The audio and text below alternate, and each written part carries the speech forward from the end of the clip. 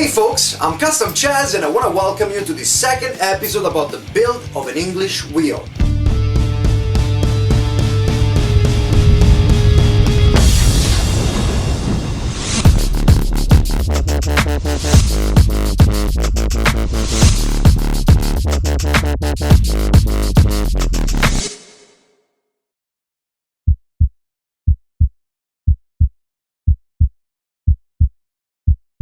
In this episode we'll make the anvil supports.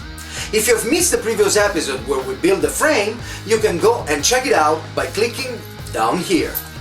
But let's get right to it. While Sergio and Polsky finish cleaning up the welds on the frame, I start drawing the necessary pieces to build the top anvil support bracket, starting from the two side pieces. Then we'll make the top plate and the pin. Sergio starts out by cutting the 1/4-inch plate we're using to do all the supports. It's nice and beefy, so it should be able to stand the pressure. The first cut is done. Now we just need to split the two pieces. I like having people helping me. Definitely makes it easier on me. I think the plate is thick enough.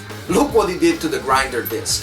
Now we need to make a couple of holes, starting with a center punch. For the more experienced DIYers, what follows is probably old news, but it's pretty useful for those of you who are starting to get into customizing stuff just now. When you want to drill a hole, especially a bigger one, it's best practice to use a center punch. Then you start with a medium bit, a 6mm bit in this case, and work your way up to the final size.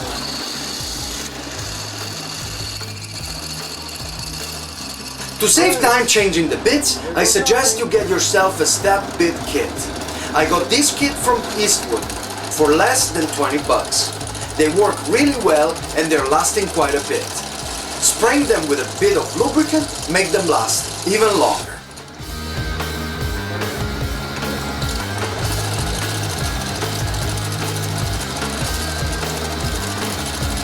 Just like butter. Now let's check if the pin will fit. Deve essere preciso. Perfetto. Nice! Now let's do the other one and start assembling it. Istruzioni Ikea. Pezzo A23 in C31.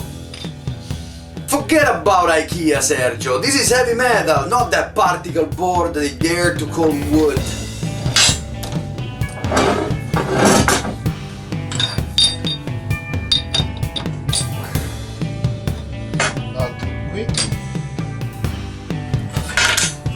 Basetta.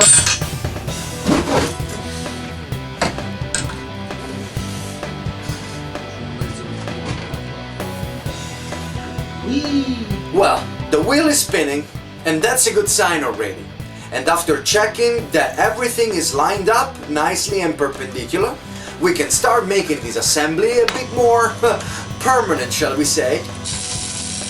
No, my poor beloved aluminum square! Please don't mess it up, you guys!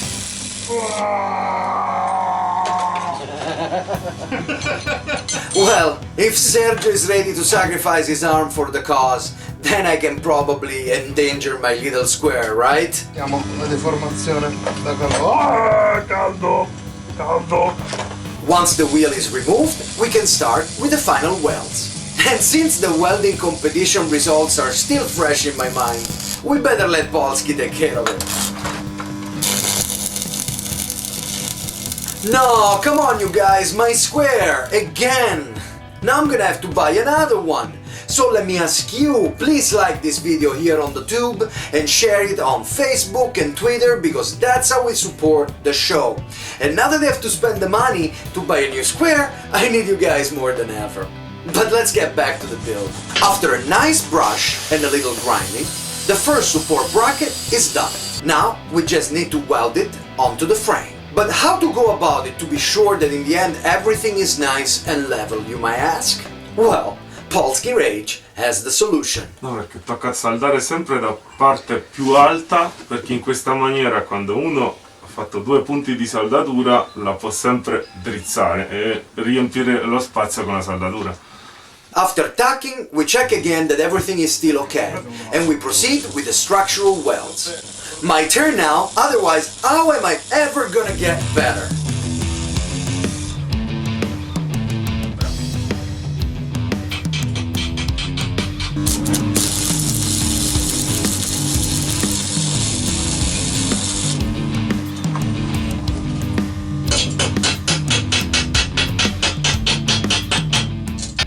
Here we go, we can now install the first wheel. This bunch of scrap metal is starting to look a lot like an English wheel.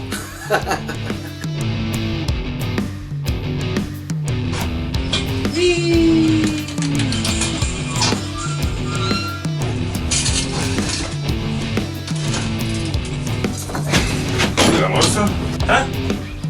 Wow, Sembra vera. okay.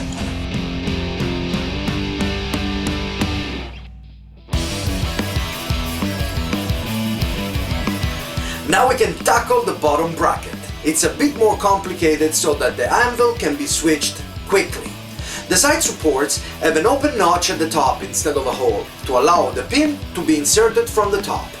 The wheel will be sandwiched between 2 copper spacers and the pin is notched at the extremities so that it won't spin in its seats, or after a while you could have some wear on it. Let's begin from the easier stuff. The 2 spacers cut out from a piece of tubing. Once cut, I bring them to the final size with a bench grinder.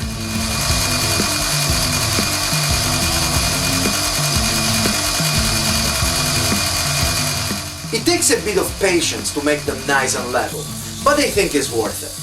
Now I cut the 3/4 inch stock to the right size to make the pin. The piece is a bit rusty, but with a good clean it should be just fine.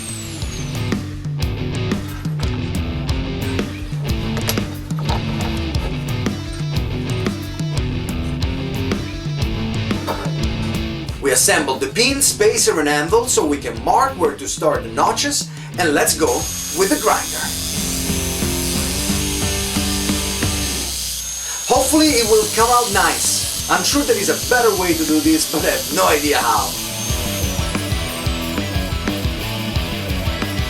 I use a hand file to get to the final size.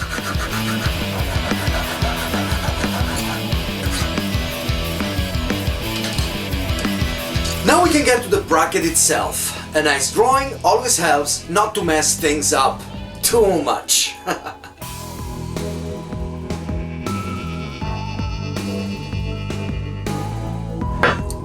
I measured the space I need to leave between the 2 sides, 70 millimeters, and the drawing is done.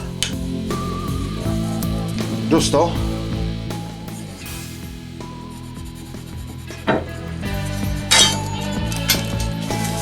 After transferring the drawing onto the plate, Janusz cuts out all the pieces we need.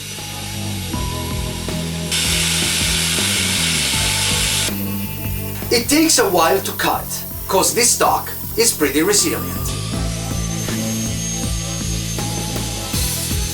Just like before, we center punch the holes and we get to the drill press. We need to separate the 2 pieces with the grinder. We kept them together to have a better grip on them during drilling. As we said, this bracket has open holes for fast switching of the anvils, so we need to cut out a portion of the plate. I'll let Polsky take care of this, because it's a precision cut and he's really good at working with the grinder.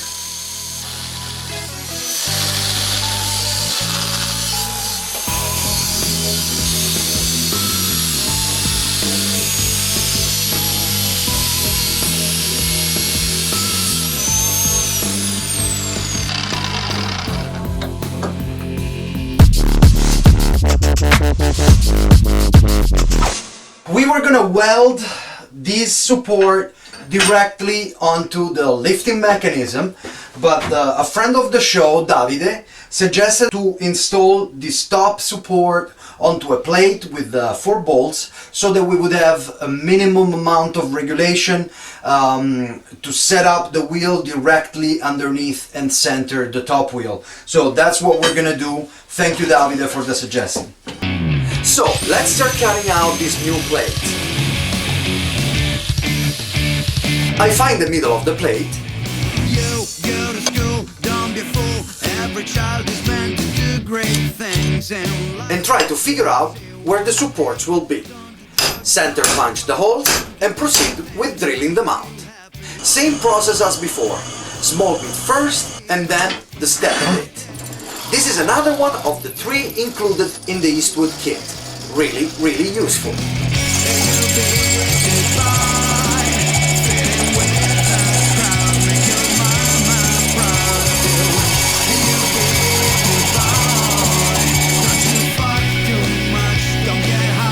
Now let's check if it all comes together okay.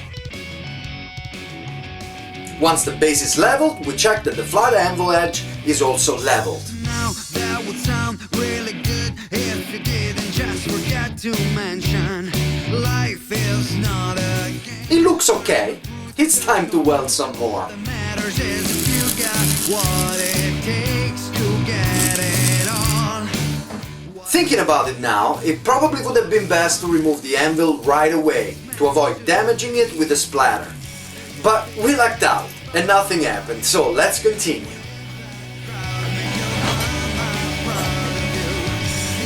While checking that everything is still lining up properly, Janusz realized that the heat deformation has moved one of the supports a bit out of whack.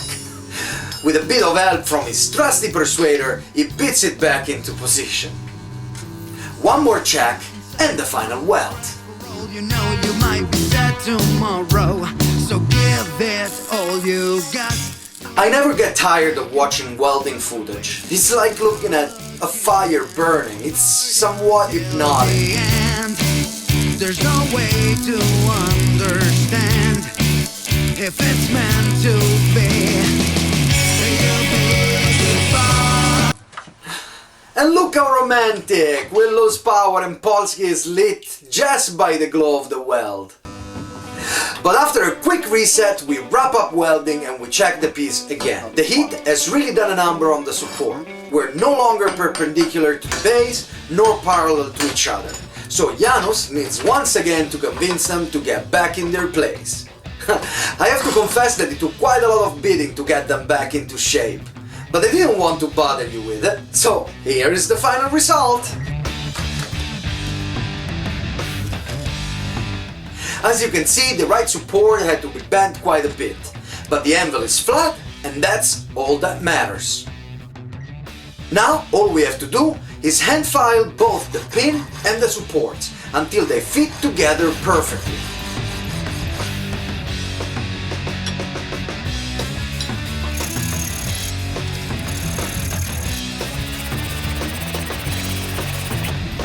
After the better part of an hour of finagling with it, I think I've reached a pretty good result. I filed down all the inside corner of the support pockets because they were the ones giving the most trouble inserting the pin. Now the pin fits perfectly, with just enough play to slide in quickly while fitting snugly into the support. And here it is, a wheel switch.